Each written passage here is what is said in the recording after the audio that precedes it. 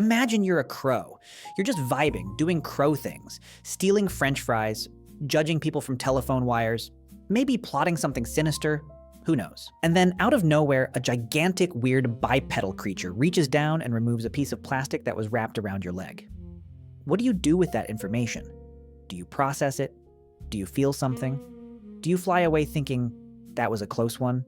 Thanks, big hairless ape? Or is it just nothing? Just noise in the void? That question, whether wild animals actually understand when a human is helping them, sounds like a simple yes or no. But the answer is one of the most fascinating rabbit holes you can fall into. And by the end of this video, I promise you'll never look at a wild animal the same way again. Let's go. First, let's establish something important. Animals are not stupid. I know that sounds obvious, but for a really long time, centuries actually, the dominant scientific view was essentially animals are biological machines. They respond to stimuli. They don't feel things. They don't understand things. They just react. This idea was so widespread that scientists literally had a rule called Morgan's Canon, coined in the late 1800s, which basically said, never attribute a complex mental process to an animal if a simpler one can explain the behavior. Translation? If a dog looks guilty after destroying your couch, don't say it feels guilt. Say it learned that when you come home with that face, bad things happen. Keep it simple. Keep it mechanical. And look, that principle has its place. Science should be cautious. We absolutely shouldn't project human emotions onto everything that moves. But here's the problem. We overcorrected. Massively. For decades, the idea of animals having rich inner lives, processing intentions, understanding context, reading social dynamics, all of that was dismissed. It was seen as unscientific, naive, almost embarrassing to suggest in serious academic circles. And then the research started rolling in, and it turns out animals are doing a lot more than we thought. Like, a lot more. In ways that should fundamentally change how we relate to the living world around us. Let's start with one of the most well-documented cases in the entire field: dolphins. There are dozens of verified accounts, not anecdotes from random people on social media, but documented, studied, peer-reviewed cases of wild dolphins actively seeking help from human divers. One of the most famous happened off the coast of Hawaii in 2013. A wild bottlenose dolphin approached a group of divers during a night dive. The dolphin had a fishing hook embedded in its pectoral fin with a long line wrapped around it, severely limiting its movement. And here's what gets you. The dolphin didn't panic. It didn't flee.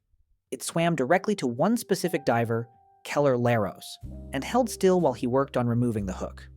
When the line was tangled in a way that made it hard to reach, the dolphin actually repositioned itself, rotated its body, to give the diver better access.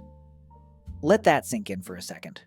This was a wild animal, not trained, not conditioned with food, not familiar with this diver, just a dolphin that had a problem, saw a human, and made the decision. This creature might be able to fix this. That's not a reflex. That's not a mechanical stimulus response. That is some form of assessment, some form of intent, some version of the thought, I cannot solve this myself. Maybe you can. And it worked, by the way. The diver removed the hook. The dolphin swam away, but not before staying near the divers for several more minutes. Did it understand what happened? Did it feel relief?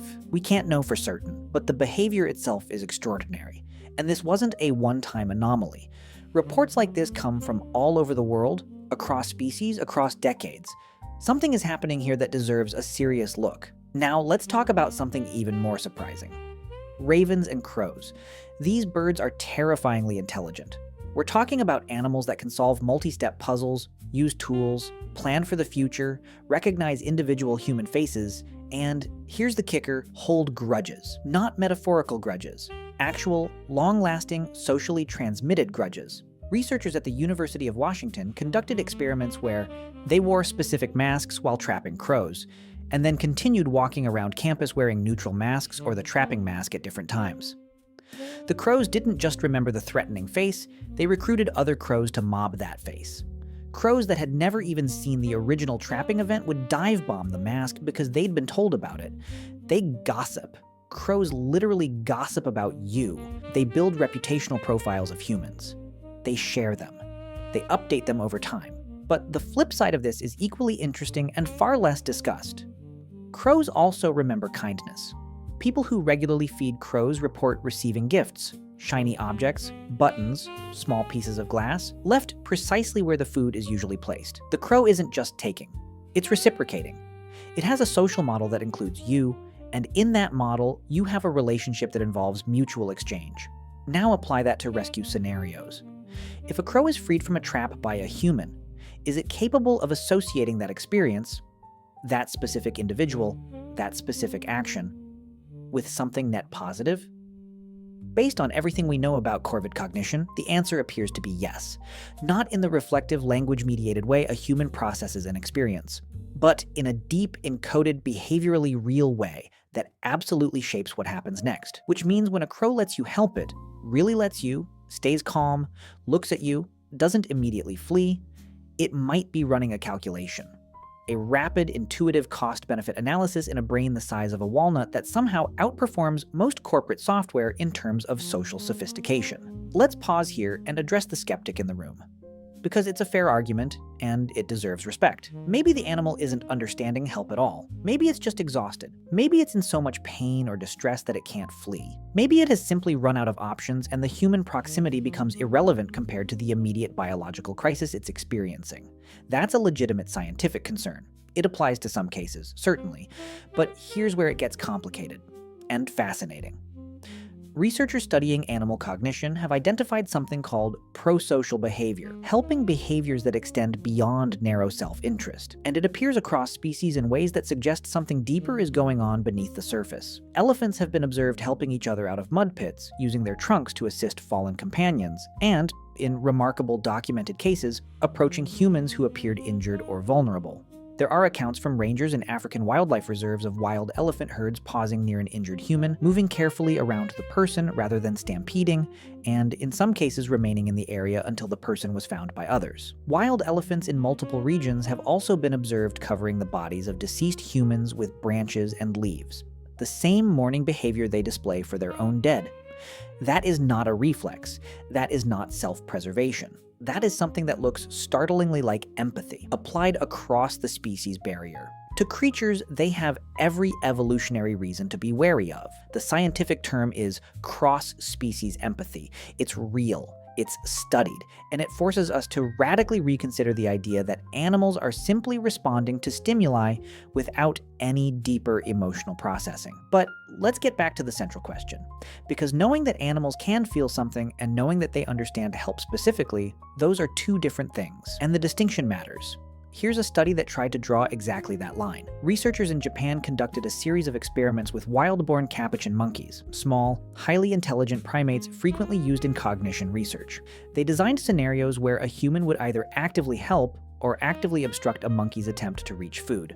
The monkeys could observe these scenarios from a neutral position. They were just watching, and then they were given a choice: accept food from the helpful human or from the obstructive one. Overwhelmingly and consistently, the monkeys chose food from the helpful individual. But here's the part that really matters. When the monkeys observed a human being obstructive or unkind to a completely different third party, not themselves, not anyone they knew, just some other individual, they still subsequently rejected food from that human. They didn't just track whether someone was good or bad to them personally, they tracked whether someone was good or bad in general. They were making moral evaluations of humans based on witnessed behavior toward others. A monkey is sitting there watching you interact with a stranger, deciding what kind of person you are, and filing that information away for future reference. Wild animals are watching us far more carefully than we watch them, and they are drawing conclusions. Okay, now we have to talk about something that often gets glossed over in the more feel-good accounts of human-animal encounters: the role of acute stress and something called tonic immobility. When a wild animal is caught, trapped, injured, or otherwise immobilized, its body floods with cortisol and adrenaline. Its entire nervous system shifts into extreme threat mode. And in that state, one of the things that can happen, and this has been documented extensively by wildlife rehabilitators, is an involuntary behavioral shutdown called tonic immobility. It's a deeply ancient survival mechanism. The animal freezes completely. It becomes limp and still. And from the outside, it can look remarkably like cooperation, like calm, like trust. This is genuinely important because it means we have to be very careful about interpreting an animal's stillness as understanding or acceptance. Wildlife rehabilitators, the people who literally dedicate their careers to this work, are acutely aware of the difference. And what they'll tell you is that there is a qualitative distinction between an animal in tonic immobility and an animal that has actually settled. In a genuinely relaxed animal, the breathing changes, the muscle tone changes, the eyes are different. The animal may actually lean into contact rather than simply enduring it. One raptor rehabilitator with over 15 years of experience described her observations like this. There are birds she has worked with across weeks of recovery who, by the time they're ready for release, will turn their head toward the sound of her footsteps specifically. Not toward strangers, not toward other workers in the facility, toward her. Not because she bribed them with food during those interactions, because she consistently represented something. Safety, predictability, calm, the absence of threat. Something changed in how those birds mapped that particular human presence. And that mapping includes some functional version of, this is not danger. This might even be the opposite of danger. Whether you call that trust, or learned association, or something else entirely, it is behaviorally real, and it is distinct from simple stress paralysis. Now let's get to the case that stops everyone cold. Humpback whales. In December 2011, a humpback whale was spotted entangled in crab trap lines off the coast of San Francisco. The lines were cutting into its body, wrapped across its mouth and pectoral fins. It had been struggling for what appeared to be hours. It was exhausted. A team of divers was dispatched. What followed was a rescue operation that lasted over an hour. The divers, tiny relative to the animal, completely vulnerable, swam around this creature methodically, working with specialized knives to cut through thick lines without injuring the whale further. The whale held still, a 50-foot, 50-ton animal that could have ended every diver present with a single involuntary movement. That could have panicked and caused catastrophic injury to itself and the entire team. It held still for over an hour, as strangers worked all around its body. And then, when the last line was finally cut, the whale didn't just disappear into the deep. It circled back. It approached each diver individually, slowly, deliberately. One diver described being nudged, gently, firmly, contact that felt intentional rather than accidental. Another said the whale positioned itself so that its eye was level with his face, and just stayed there, looking. Eye contact with an animal whose eye is the size of a grapefruit. Marine biologists have discussed this encounter in depth. Was the whale simply recalibrating its position after being restricted for hours? Was it investigating these strange neoprene-covered objects that had been swarming it? Possibly. Those are legitimate hypotheses. But here's what's harder to explain away. The whale distinguished between divers. It approached each one specifically. It did not behave uniformly toward the water around it. It behaved differently toward the individuals who had been working on freeing it. That is not random post-stress behavior. That suggests something, some form of registration, some form of recognition of what had just happened, and who had caused it.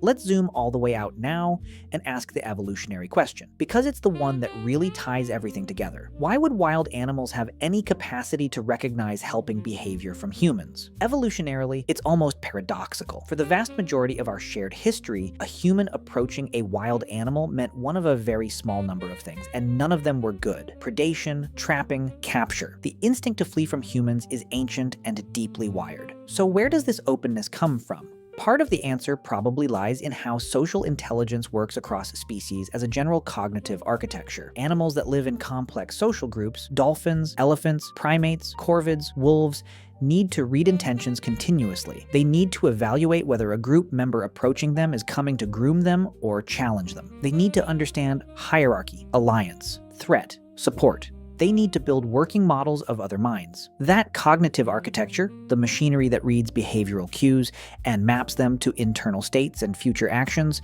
might simply transfer to humans because it's flexible by design. Evolution built a tool for reading social intention. That tool works on creatures the animal was never specifically evolved alongside because the underlying behaviors, approach without threat posture, slow movements, vocalizations that don't signal aggression, read the same way regardless of species. A dolphin reading a diver's body language isn't doing something miraculous. It's doing something very ordinary, reading social cues and applying it to an unusual subject, which leads to an idea that is simultaneously simple and profound. Wild animals might understand human kindness not because they know what a human is, but because they know what kindness looks like. Period. In anyone. In anything. The signal is the signal, regardless of the body it comes from. Now I want to spend some time on something that the feel-good compilation videos never mention: the failures, the limits, the cases where it doesn't work, because they're just as scientifically important and they tell us something real about how complex this picture actually is. Wildlife rehabilitators will tell you plainly,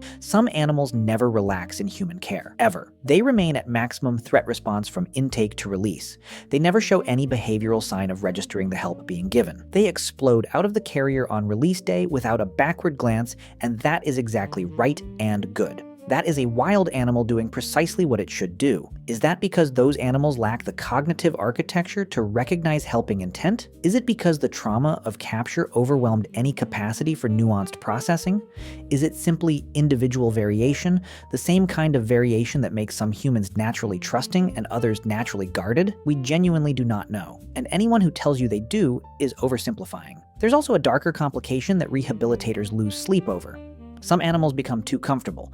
They learn to associate humans with safety, with food, with the absence of threat, and they carry that association back into the wild, where it makes them dangerously approachable, vulnerable to people who do not mean well, habituated in ways that dramatically reduce their survival odds. This is why serious wildlife rehabilitation involves deliberate, careful management of human contact, feeding animals from behind barriers, using puppets for some species rather than bare hands, minimizing the animal's exposure to human voices, faces, and scent. You have to help without letting the animal know it's being helped by a human specifically.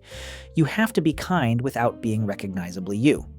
Which sounds like an absurd philosophical paradox. And yet it is a Tuesday in the life of a wildlife rehabilitator. Let's bring this back down to earth, to something personal. The reason this question matters to people, the reason videos about it get watched at 2 in the morning and shared without comment because the sharing is the comment, is that it touches something very deep in how we think about connection, about whether kindness has a currency that crosses the barriers we assume are absolute. We want to believe that goodness is legible, that it can be read, that something in the universe, even something with a brain the size of a walnut or a brain the size of a small watermelon inside a skull the size of a car, can feel the difference between being helped and being hurt. And the science, imperfect and unfinished as it always is, points in a direction that is genuinely astonishing. It might be true, not universally, not with every animal in every situation, not in a way that maps cleanly onto human emotional categories or cinematic rescue narratives, but in a real, measurable, reproducible, behaviorally observable way. Wild animals show sensitivity to helping intent. They calibrate social trust based on experience. They carry the memory of kindness in ways that influence their behavior long after the moment has passed. The crow remembers your face for years. The dolphin repositions its body to help you help it. The capuchin monkey refuses food from someone it watched be unkind to a stranger. The whale circles back and makes eye contact. None of that is nothing. None of that is coincidence. None of that is biology being accidentally poetic. That is intelligence. That is social awareness. That is something that does not have a simple name yet because we're still learning how to talk about minds that are not human. So here's what this means for you, practically. Today, every encounter you have with a wild animal contributes to that animal's dataset on what humans are. And those datasets are not private. They spread through corvid warning networks, through elephant herd memory, through the behavioral modeling of young animals watching adults, through the accumulated experience of creatures who were here long before we were, and who are paying far closer attention to us than we have ever paid to them. When you stop to help, when you make the small, inconvenient effort to move a turtle off a road, to call a wildlife hotline about an injured bird, to slow your car for an animal crossing, to just for one moment see the creature in front of you as something that has an interior life and a perspective on the world, that matters. Not in a vague, abstract, feel-good way, in a real way, in a way that echoes through social networks you cannot see, in species whose cognition we are only beginning to understand. And somewhere out there, a crow is watching, running a facial recognition algorithm it built entirely by itself, from experience, for free, filing you in a mental folder, deciding what kind of creature you are. You might as well make it a good one.